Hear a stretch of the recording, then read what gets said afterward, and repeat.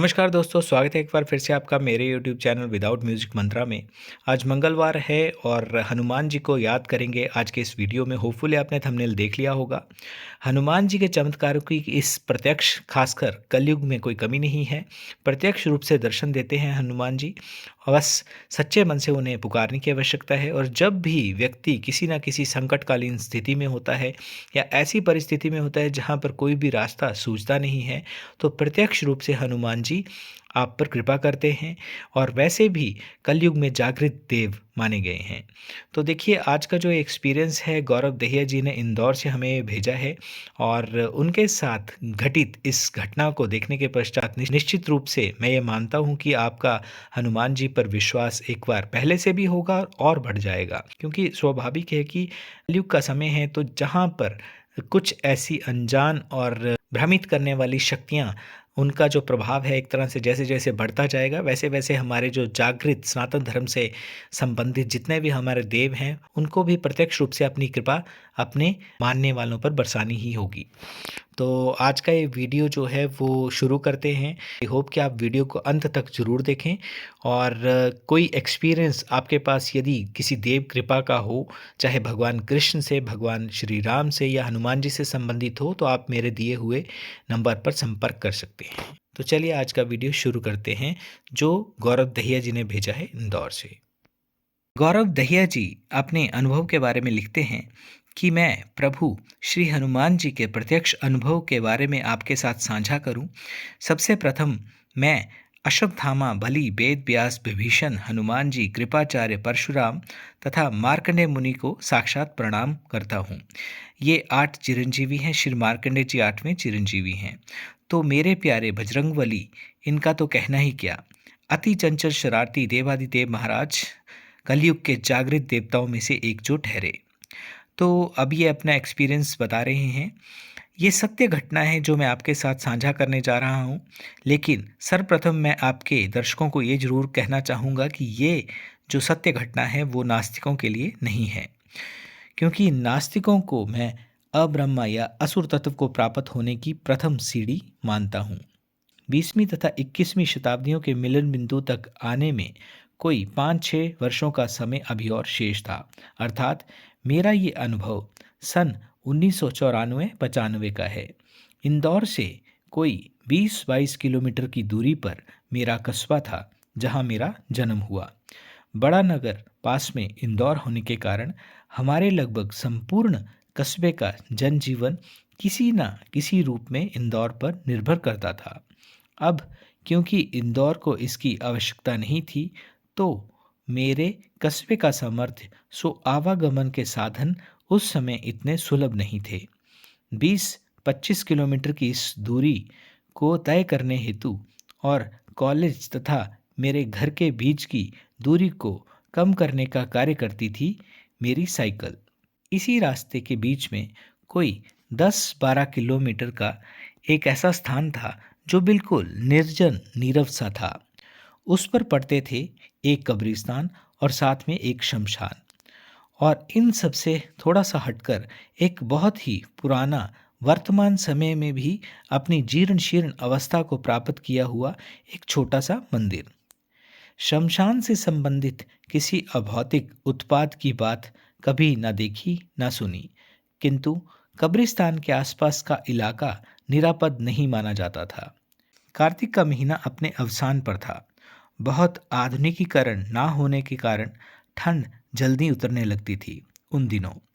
एक बार कॉलेज से छूटने के बाद किसी मित्र के यहाँ काम पड़ जाने से इंदौर से निकलते निकलते करीब रात घिर आई। मित्र और उसकी माताजी के बहुत कहने रोकने पर भी पता नहीं किस भावना के वशीभूत होकर मैंने अपनी साइकिल उठा अपने कस्बे की ओर निकलना ही उचित समझा। तकरीबन 10-12 किलोमीटर का फासला तय होते ही ठंड और रात्रि दोनों ही अपने उठान पर थी। फिर भी गुनगुने मौसम का आनंद लेते हुए मैं साइकिल के पैदल दर पैदल बढ़े जा रहा था। अचानक मुझे लगा कि जैसे मेरा टायर पंचर हो गया है। क्यों? क्योंकि साइकिल कुछ भारी होने लगी थी। अचानक मुझे लगा कि जैसे टायर पंचर हुआ है 180 के कोण पर ऊपर से नीचे पैडल मारते मारते पता नहीं चल रहा था।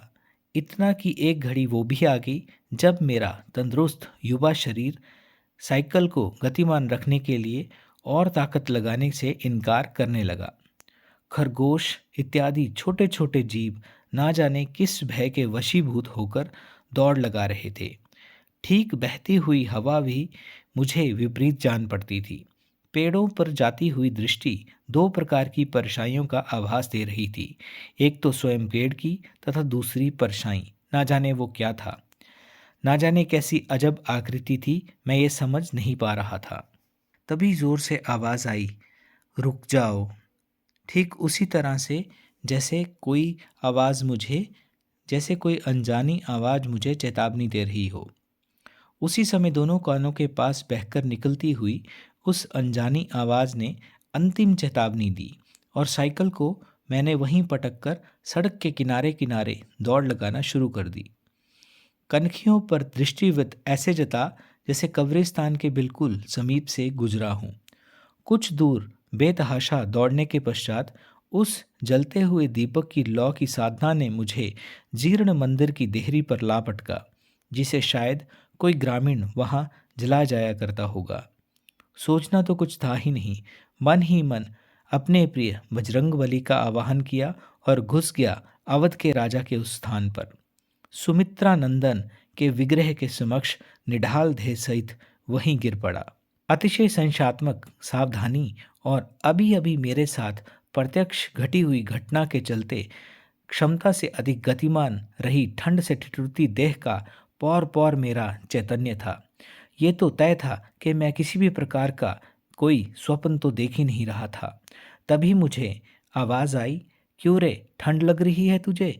भूखा है तू? मित्र की माता के ऐसे कहने के बावजूद भी कुछ खाकर नहीं चला इंदौर से?